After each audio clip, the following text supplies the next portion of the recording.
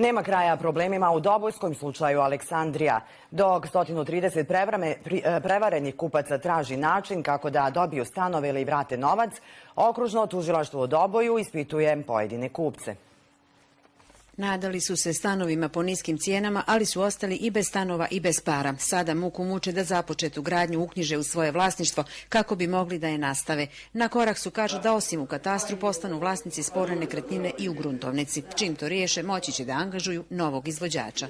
Ja očekujem do kraja mjeseca da bi trebala proći ta procedura gruntovnog uknjiženja. Kad se skine teret, znači zakonski, kad se skine teret sa C lista, da se mi možemo bez ikakvih smetnji uknjižiti gruntovno.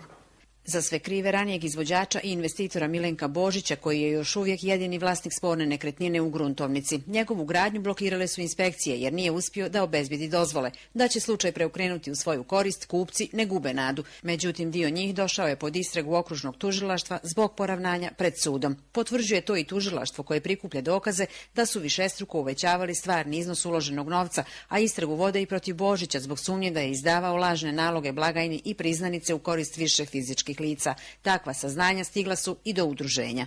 Da imaju više uplaćeno, nešto vrijedi do zemljova, stan ili garaža ili ne znam, ili poslovni prostor.